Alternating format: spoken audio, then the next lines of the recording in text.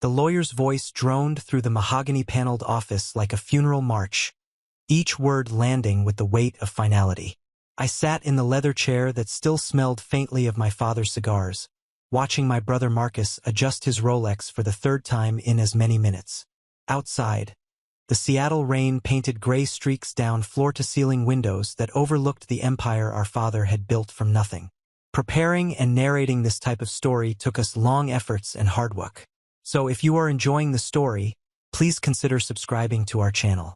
To my eldest son, Marcus Edward Sullivan, I leave Sullivan Construction International, including all assets, properties, contracts, and subsidiaries, valued at approximately $52 million. The lawyer paused, glancing up at Marcus, whose face had already arranged itself into an expression of humble gratitude that didn't reach his eyes.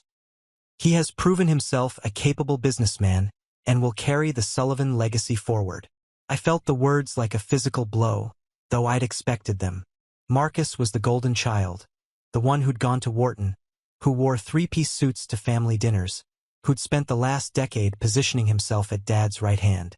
I was Jake, the younger son who'd chosen art school over business school, who still wore paint-stained jeans, who'd disappointed our father by opening a community art center in Tacoma instead of joining the family business.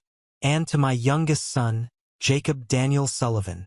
The lawyer's voice softened slightly, and I braced myself. I leave my personal toolbox, the one I carried with me when I started Sullivan Construction 40 years ago, along with the original workshop at 1847 Maritime Street. He looked at me over his reading glasses. Your father included a note. Jake knows why. The room fell silent except for the rain. Marcus let out a barely audible scoff. His wife, Victoria, placed a manicured hand on his arm, her diamond rings catching the light. Across from me, my sister Emma met my eyes with something that looked like pity. That's it, Marcus said finally, his voice carefully controlled. A toolbox. That's what the will stipulates, the lawyer confirmed, shuffling papers. I stood, my chair scraping against hardwood. When can I collect it? The workshop keys are here. The lawyer slid an envelope across the desk. The toolbox is there, as per your father's instructions. Everything else will be transferred to Marcus within 30 days, pending the standard legal procedures. Marcus rose too, buttoning his suit jacket with practiced precision. Jake, listen. I know this seems unfair, but Dad was making a business decision. The company needs someone who understands corporate structure, international contracts, market positioning. You're talented, but you chose a different path. He extended his hand, and I saw our father in the gesture. The same patronizing kindness Dad had shown me at every holiday dinner, every family gathering where my choices were weighed and found wanting. I didn't shake his hand. Instead, I took the envelope and walked out into the rain. The workshop sat in Georgetown, Seattle's industrial heart, wedged between a metal fabrication shop and a coffee roaster. I hadn't been here in 15 years, not since Dad had moved the company to its gleaming downtown headquarters. The building was small, maybe 2,000 square feet, with rusted corrugated metal siding and windows so dirty they were nearly opaque. The neighborhood had gentrified around it, craft breweries and artisan shops sprouting like mushrooms. But this building remained defiantly unchanged, a relic of Seattle's working-class past. The key stuck in the lock, and I had to shoulder the door open. Inside, the air was thick with dust and the ghost of motor oil. Dad's old workbench dominated one wall, scarred with bearing the marks of 40 years of labor. Tools hung in precise rows on pegboards, each outline drawn in faded marker. A calendar from 2008 still hung on the wall, frozen in time. And there, on the workbench, sat the toolbox. It was a simple red metal thing, maybe 3 feet long, dented and scratched, with J. Sullivan painted in white letters across the front. I remembered this toolbox from my childhood, remembered Dad carrying it from job site to job site before the company grew, before the success, before everything changed. He'd been a different man then. Calloused hands, genuine laugh, eyes that lit up when he talked about building things. I approached it slowly, my footsteps echoing in the empty space. The latches were stiff but functional. Inside, The top tray held what I expected. A worn hammer, screwdrivers with wooden handles smooth from use, a tape measure with a cracked case, pliers, wrenches organized by size. The smell of old metal and machine oil rose up, triggering memories I thought I'd forgotten. Dad teaching me to measure twice, cut once. Dad's patient voice explaining how every building started with a foundation. Dad's pride the first time I successfully drove a nail straight. But as I lifted the top tray, something felt wrong. The weight was off. The bottom of the toolbox should have been maybe 6 inches deep, but the tray sat higher than that, maybe 2 inches from the bottom. I ran my fingers along the edges and felt it. A seam hidden under a rubber mat. A false bottom. My heart hammered as I pried up the mat. Underneath lay a manila envelope, thick with contents, and beneath that, 3 small notebooks bound with a rubber band. I pulled them out with shaking hands and opened the envelope. Photographs spilled onto the workbench. The first showed Dad, maybe 35 years old, standing with another man outside this very workshop. Both wore work clothes. Both were grinning, arms around each other's shoulders. The sign above them read, Sullivan and Chen Construction. Chen. I didn't know anyone named Chen. Dad had never mentioned a partner. I flipped through more photos. Dad and this Chen. A Chinese man with kind eyes and a ready smile. At job sites, celebrating with bottles of beer, standing in front of their first big project. A small office building I recognized from downtown. In every photo, they looked like brothers. Like equals. The dates on the backs went from 1985 to 1993. Then the photos changed. Legal documents. A partnership agreement dated 1985, signed by James Sullivan and David Chen, establishing Sullivan and Chen Construction as a 50-50 partnership. Articles of incorporation. Bank statements showing equal deposits from both partners. Contracts listing both names. And then, a document that made my blood run cold. A buyout agreement, dated 1993. James Sullivan agrees to purchase David Chen's 50% stake in the company for $50,000. David Chen's signature looked shaky, uncertain. Below it, a handwritten note. For Lily's medical bills. You promised to take care of her, Jim. I grabbed the notebooks. The first was a ledger, Dad's careful handwriting documenting every job, every expense, every profit from 1985 to 1993. The company had been worth at least $2 million by 1993, maybe more. A 50% stake should have been worth $1 million minimum. Dad had paid $50,000. The second notebook was a journal. David Chen's handwriting filling pages with observations about projects, sketches of building designs, notes about clients. The last entry was dated March 15, 1993. Lily needs surgery. Insurance won't cover it. Jim says he can help, but I'll need to sell my share. He says $50,000 is fair market value, that the company has debt I don't know about. I don't understand the numbers anymore. I just want my daughter to live. Jim's my brother. He wouldn't cheat me. Would he? The third notebook was Dad's.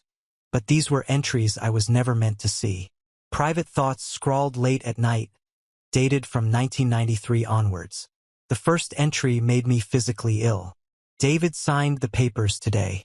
He has no idea what the company's actually worth. I had Thompson draw up fake debt statements, showed David numbers that made it look like we were barely breaking even. The truth is we cleared $800,000 last year. His half is worth at least $1 million. But Lily needs that surgery, and desperation makes people stupid. He trusts me. God forgive me, but I can't let this opportunity pass.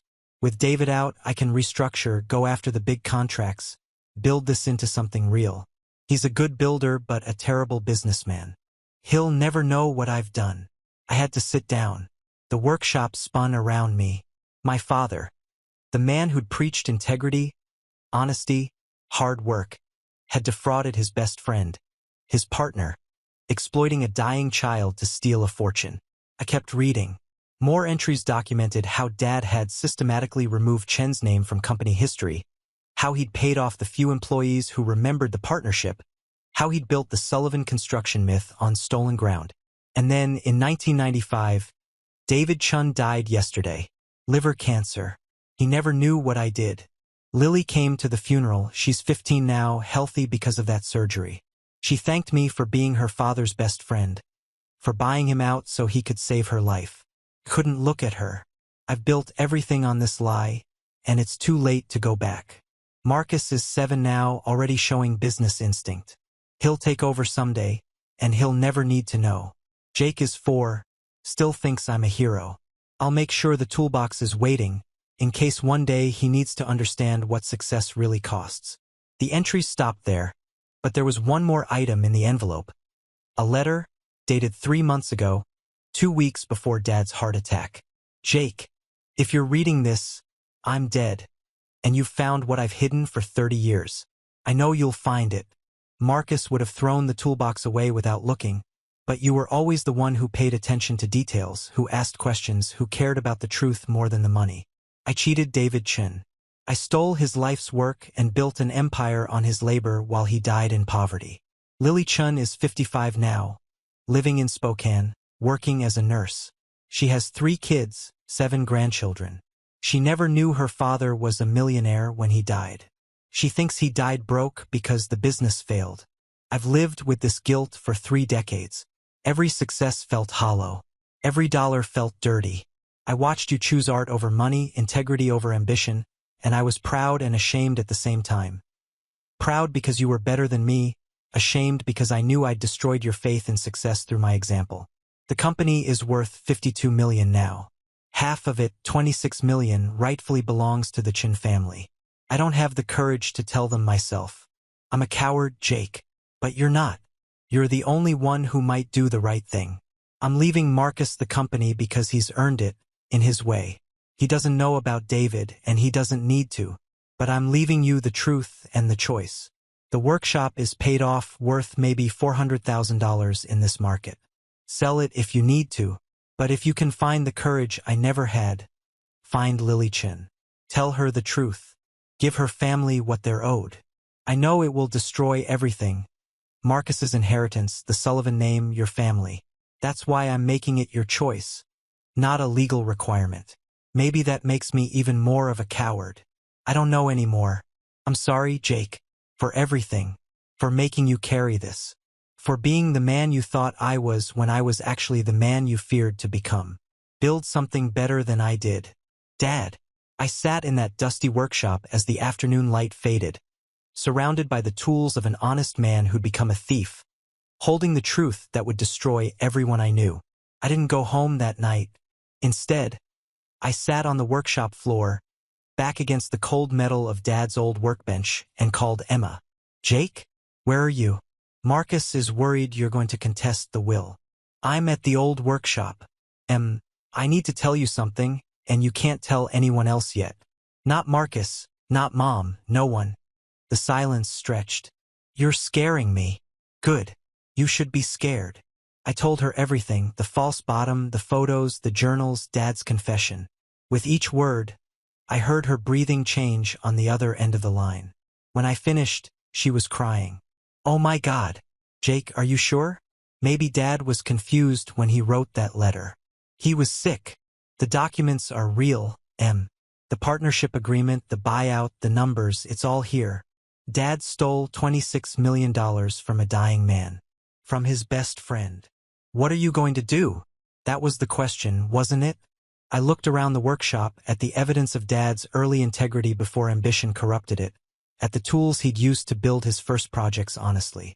I don't know yet, but I need to find Lily Chen first. I need to hear her story. Jake, if you expose this, Marcus loses everything. The company's reputation will be destroyed. Our family name will be synonymous with fraud. Mom will be devastated. And you, she paused. You'll have nothing. Even the art center might suffer if donors pull out because of the scandal. I know. Is the truth worth that much? I thought about my art center, about the kids from broken homes who came there after school, who learned to express pain through painting, who found community in creating something beautiful. I'd built that with my own money, my own work, and yes, occasional checks from Dad that now felt poisoned. I don't know if the truth is worth that much, I admitted. But I know that living Dad's lie isn't worth anything at all. Emma was quiet for a long time, Call me after you talk to her. Whatever you decide, I'm with you. After we hung up, I sat in the darkness, watching Georgetown's neon signs flicker to life outside the grimy windows. My phone buzzed, Marcus calling. Then Victoria. Then Marcus again. I let them all go to voicemail. Finally, I opened my laptop and searched for Lily Chen in Spokane. It took an hour, cross-referencing nursing licenses and social media, but I found her. Lily Chen, RN, working at Providence Sacred Heart Medical Center. Her Facebook profile was semi-private, but I could see her profile picture. A woman with her father's kind eyes, surrounded by what looked like grandchildren, everyone laughing. I sent a message. Ms. Chen, you don't know me, but my name is Jake Sullivan. My father was James Sullivan. I believe he knew your father, David Chen. I've recently discovered some information about their partnership that I think you should know. Would you be willing to meet? I can drive to Spokane this week. I hit send before I could reconsider, then locked up the workshop and drove home to my small apartment in Tacoma. The toolbox and its contents locked in my trunk like a bomb waiting to detonate.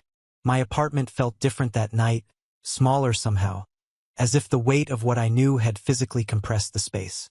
I lived simply, a one-bedroom overlooking the Tacoma waterfront, furnished with second-hand furniture and walls covered in art from my students. No luxury, but it was honest. I'd earned every piece of it. I made coffee I didn't drink and stood at the window, watching the lights of container ships moving through Commencement Bay. Dad had built his empire here, in these waters, constructing the warehouses and facilities that kept commerce flowing. How many of those early projects had been built with David Chen's skill, David Chen's designs, David Chen's sweat? My phone buzzed. A Facebook message from Lily Chen. Mr. Sullivan, your message is intriguing and honestly a bit unsettling. My father passed away 30 years ago, and I've always believed his business partnership with your father ended amicably. What information have you discovered? I'm free Saturday afternoon if you're willing to drive over. We can meet at Riverfront Park, by the pavilion, at 2 p.m. Saturday was 3 days away. 3 days to figure out exactly what I was going to say, how I was going to destroy this woman's memories of her father's last years, how I was going to tear apart the narrative she'd lived with for 3 decades. I typed back, "Thank you. I'll be there. And Ms. Chen, I'm sorry in advance for what I'm about to tell you." The next morning, I opened the art center as usual. The building was a converted firehouse in Tacoma's Hilltop neighborhood, an area still recovering from decades of disinvestment.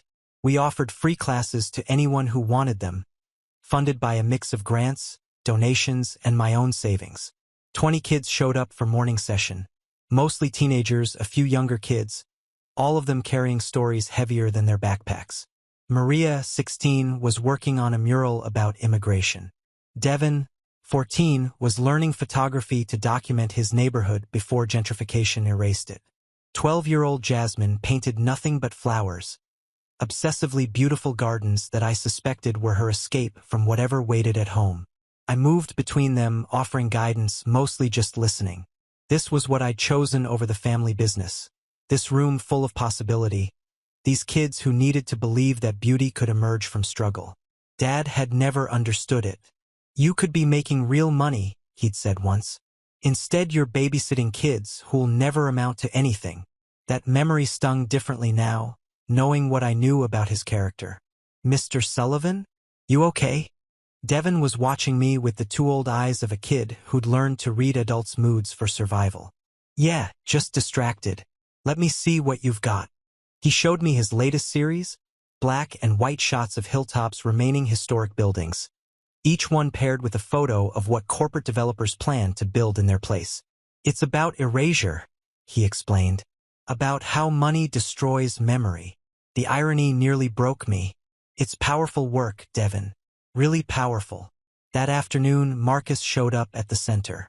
I saw him through the window, stepping out of his BMW, looking dramatically out of place in his suit. The kids noticed too, conversations stopping as this obvious representative of wealth walked into their sanctuary. "Jake, we need to talk." Marcus's voice carried the authority of someone used to being obeyed. "I'm working. Whatever it is can wait." "No, it can't." He glanced around at the kids, all pretending not to stare. Privately, I led him to my small office in back, a converted storage room with a desk salvaged from a school district auction. Marcus looked around with barely concealed disdain, taking in the mismatched furniture, the cracks in the plaster, the single window that looked out on an alley. "This is what you chose," he said, not quite a question. "What do you want, Marcus?" He sat in the rickety chair across from my desk, suddenly looking tired.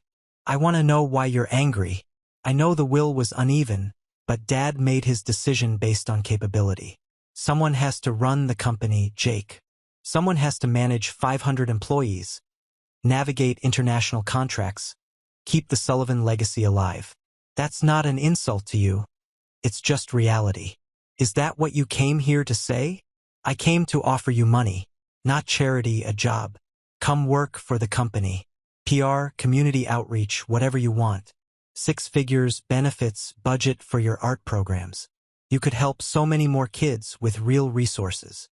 It was a generous offer, and the worst part was that Marcus meant it sincerely. In his worldview, this was the solution. Absorb the problem into the system, make everyone comfortable, keep the machine running smoothly. He genuinely couldn't understand why anyone would choose struggle over security. "I can't, Marcus. Can't or won't. Both." I leaned back in my chair, studying my brother. We looked alike. Same dark hair, same gray eyes, same strong jaw. But somewhere along the way we'd become different species. "Did Dad ever talk to you about David Chen?" Marcus frowned. "Who?" "His original business partner." Dad didn't have a partner. He built Sullivan Construction himself, from nothing. That's what I thought too. Something in my tone made Marcus lean forward. "What did you find in that toolbox, Jake?" I almost told him, almost pulled out my phone, showed him the photos I'd taken, let him see the truth about our father, about his inheritance, about the foundation his empire was built on. But I stopped myself. Marcus deserved to know, but not yet.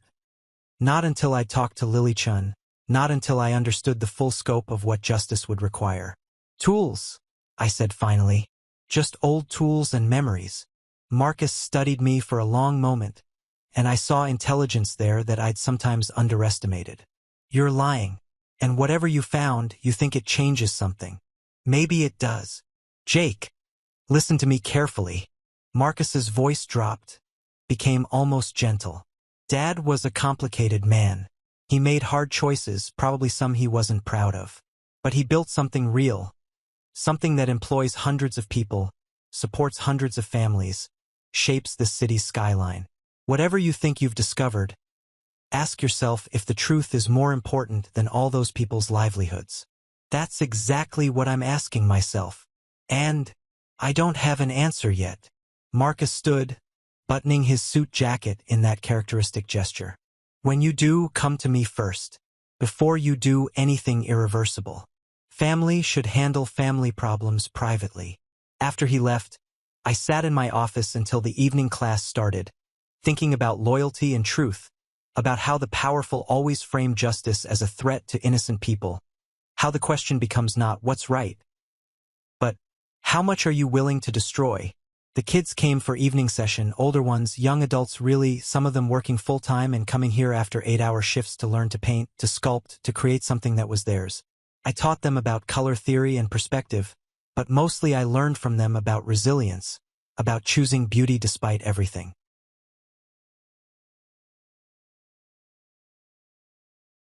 Saturday morning, I loaded the toolbox into my truck and drove east toward Spokane. The route took me over Snoqualmie Pass, through the Cascade Mountains' granite spine, from Seattle's gray-green coastal dampness into eastern Washington's high desert clarity. 3 hours to rehearse conversations that I knew would never go as planned. Spokane surprised me, as it always did. A small city that felt both tired and hopeful, its downtown mixing historic brick architecture with modern revitalization efforts. Riverfront Park sprawled along the Spokane River, a legacy of the 1974 World's Fair, now a public commons where families picnicked and kids chased each other around the pavilion. I arrived early and sat on a bench, the toolbox beside me, watching people live their uncomplicated Saturdays. A young couple pushed a stroller. Teenagers threw a frisbee. An elderly man fed ducks at the river's edge. Normal life, untouched by 30-year-old frauds or stolen inheritances. 2:03, a woman approached. She was slim, mid-50s, with silver-streaked black hair pulled into a practical ponytail, wearing jeans and a Sacred Heart Medical Center windbreaker. She had her father's eyes. I recognized them from the photos, but also a wariness that spoke of a lifetime navigating disappointment. Jake Sullivan? I stood. Ms. Chen, thank you for meeting me. Call me Lily. She glanced at the toolbox. Was that my father's? No, it was mine. My father's, but your father's story is inside it. I gestured to the bench. This is going to take a while. And I'm sorry, truly sorry, for what I'm about to tell you. We sat. I opened the toolbox, pulled out the envelope, and handed her the first photo. Her father and mine, young and optimistic, standing in front of Sullivan and Chen Construction. Her hand flew to her mouth. Oh my God, I've never seen this picture. They look so happy. They were partners. 50-50. From the beginning. I gave her the partnership documents, the incorporation papers, the bank statements. She read slowly, carefully, her nursing training evident in how she processed information methodically. Then I gave her the buyout agreement. $50,000. She looked up, confused. For half the company? Your father needed money for your surgery. My father convinced him the company was worth less than it was. I handed her the journals. She read David Chen's final entry first, and I watched tears track down her face. Then she read my father's confession, and the tears stopped, replaced by something harder. My father died thinking he'd made a fair deal, thinking his best friend had helped him save my life. Her voice was flat, controlled. I spent my whole childhood grateful to James Sullivan. After Dad died, your father sent me a card every year on my birthday until I turned 18. Graduation gifts, Christmas cards. I thought he was honoring his friendship with my father. I thought he was a good man. I'm sorry. How much? She looked at me directly. How much was my father's half actually worth when he sold it? At least $1 million in 1993. Maybe more. And now, $26 million. Half of what the company's worth today. Lily stood, walked to the river's edge, stood there for 5 minutes while I waited.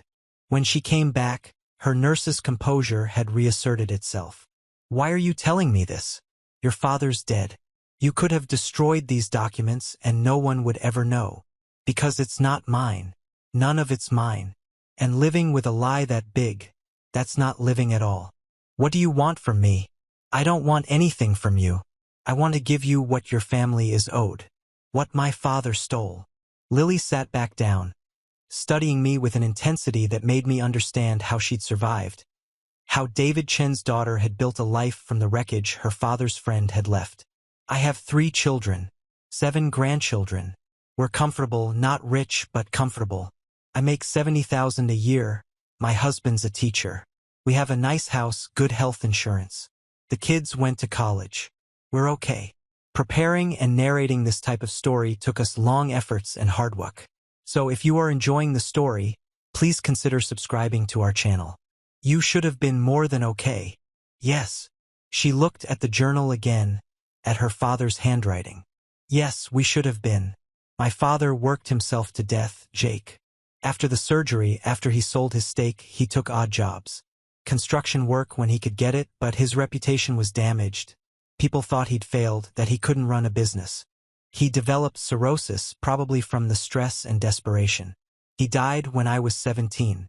My mother cleaned houses to support us.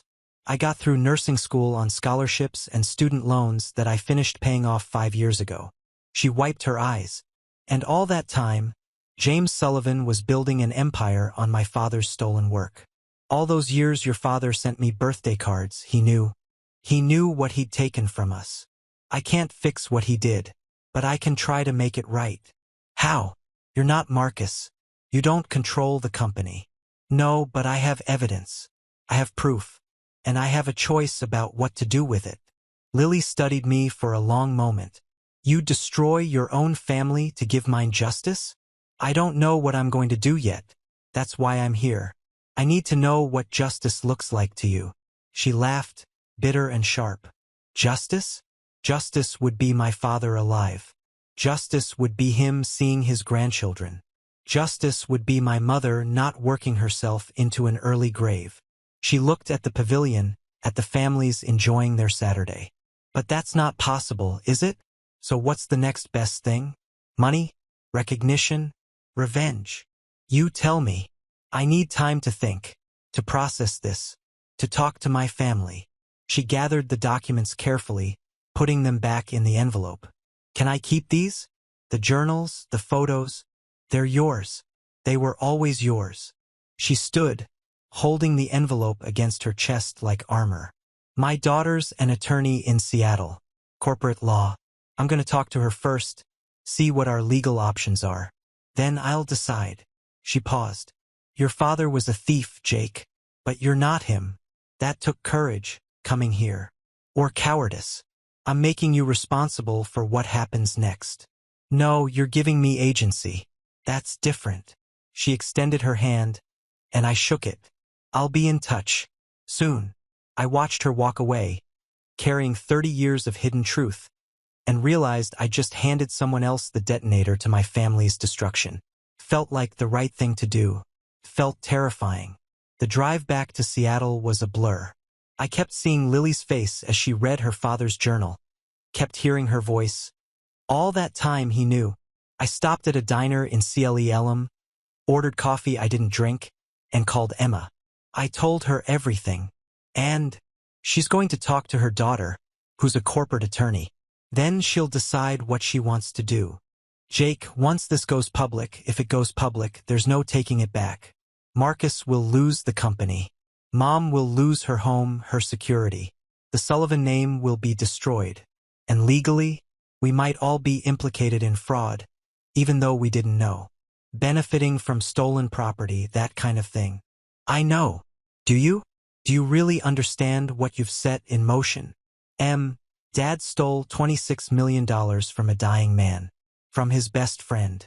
We've all been living off stolen money our entire lives. Every privilege we've had, every advantage, it was built on David Chen's stolen dreams. How do we just ignore that? The same way people ignore all kinds of injustice, by focusing on the people who'll be hurt by exposure instead of the people who were hurt by the original crime. It's not right, but it's human. I can't do it. Emma sighed. I know you can't. That's why Dad left this to you and not Marcus. He knew Marcus would bury it. He knew I'd probably bury it too. But you're the one who might actually care more about the truth than the consequences. Is that a compliment or an insult? Both. Call me when you hear from her. I drove home in the dark, watching Seattle's lights spread across the horizon like a constellation of stolen dreams. The city my father had helped build, the skyline dotted with Sullivan construction projects, all of it founded on a lie. At home, I couldn't sleep. Instead, I sat at my kitchen table with a legal pad and started making lists. On one side, the arguments for exposing the truth, justice for the Chen family, accountability for my father's crimes, the moral imperative to make things right, setting a precedent that wealthy men can't just steal from the vulnerable without consequences. On the other side, the arguments against Marcus losing the company he'd legitimately worked for, not knowing it was stolen. 500 employees potentially losing jobs. My mother's financial devastation. The art center probably losing donors. My own complicity in benefiting from fraud. The Chen family potentially getting nothing anyway if the legal challenge failed and only generating scandal. The lists didn't help. This wasn't a math problem. It was a moral crisis with no clean solutions. My phone buzzed at 11 p.m. A text from a number I didn't recognize. This is Lily Chen. I talked to my daughter Sarah. She said we have a case, but it'll be expensive, protracted, and ugly. She said we could probably settle for a fraction of what we're owed if we threaten exposure. She asked me what I want. I'm asking you the same question. What do you want, Jake Sullivan? What would make this right in your eyes? I stared at the text for 10 minutes before replying. I want your father's name on every building, every contract, every project that should have been his. I want the truth told publicly. I want your family to have what they should have had 30 years ago. But I also want to do as little damage as possible to people who weren't responsible for my father's crime. I don't know if those things are compatible. Her response came quickly. They're not. Justice isn't compatible with comfort. I'll call you Monday after I've talked to my family. Be ready. This is going to get messy. Monday morning arrived with the weight of inevitability. I went through the motions. Opened the center, taught morning classes, pretended everything was normal, while my phone sat on my desk like an unexploded grenade. The call came at 2:17 p.m. Jake, it's Lily. I'm here with my daughter Sarah and my son Tom. We've discussed this as a family, and we've made a decision. But first, I need you to understand something about who we are and what we've built despite what your father did to us. I put her on speaker, grabbed my notepad. I'm listening. Tom's a teacher in Seattle. He runs an after-school program for immigrant kids, helps them adapt, learn English, navigate a system that wasn't built for them.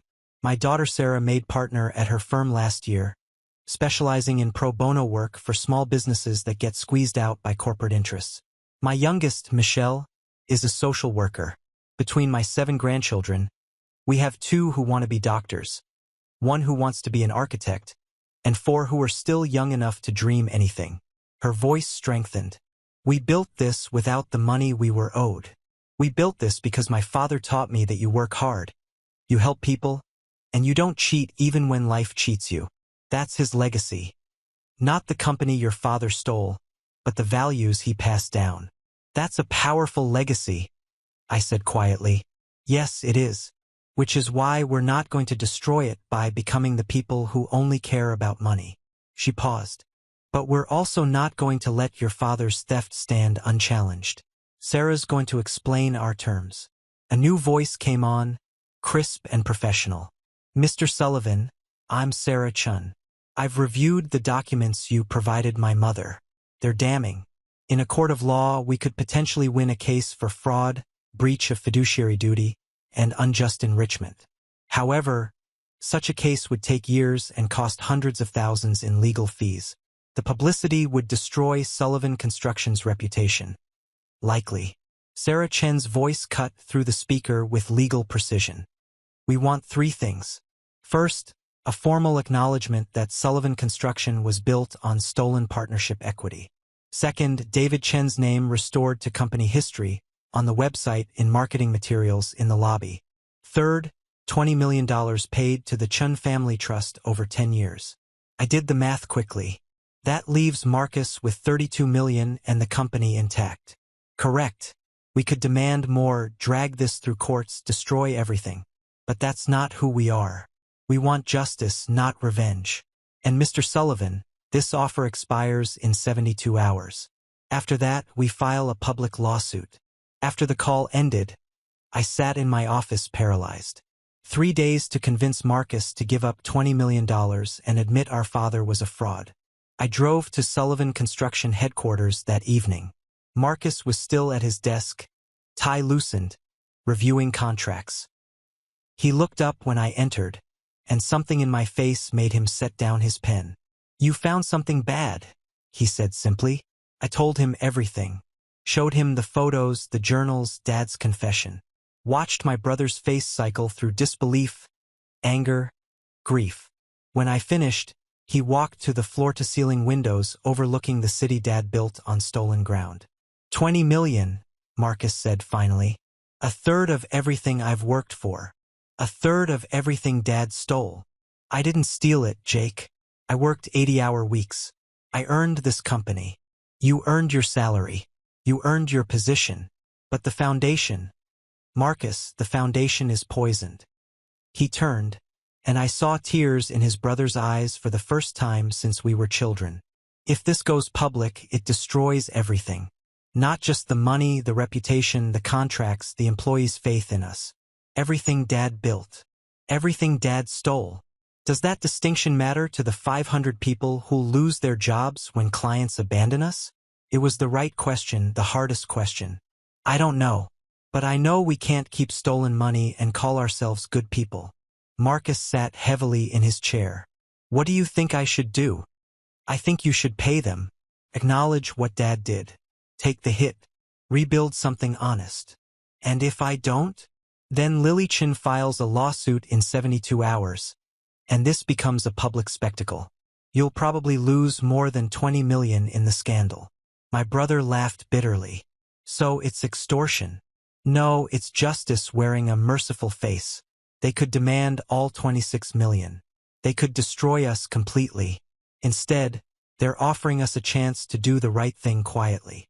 Marcus spent 3 days consulting lawyers, accountants, PR specialists. I spent those days at the art center, teaching kids to paint, wondering if I'd destroyed my family for principle. On the third day, Marcus called a family meeting. Mom, Emma, Victoria, me, gathered in the Sullivan construction conference room with its view of the city. I'm settling with the Chen family, Marcus announced. 20 million over 10 years, plus full acknowledgement of David Chen's partnership. Sarah Chen has drafted a joint statement that preserves some dignity while telling the truth. Mom gasped. Marcus, you can't. I can and I am. Dad committed fraud. We benefited from it. Now we pay for it. He looked at me. Jake was right. We can't build a legacy on lies. The settlement was finalized within a week. The press release called it a long overdue recognition of David Chen's foundational contributions to Sullivan Construction, and announced a major financial settlement to honor his legacy. Speculation ran wild. Some journalists suspected something darker, but without the Chen family's cooperation, they couldn't prove fraud. Marcus renamed the company Sullivan and Chen Construction. David Chen's photo went up in the lobby. The first payment of $2 million transferred to the Chen Family Trust. 6 months later, I visited the old workshop one final time before Marcus sold it.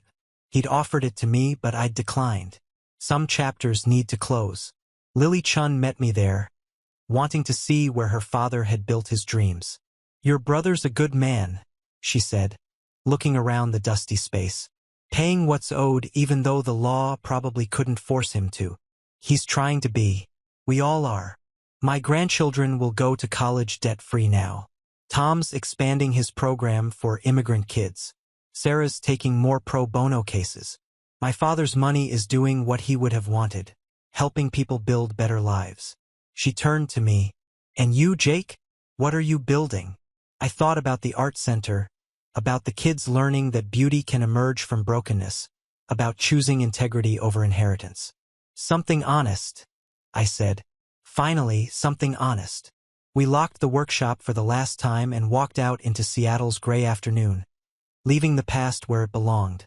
Acknowledged, atoned for, but no longer defining us.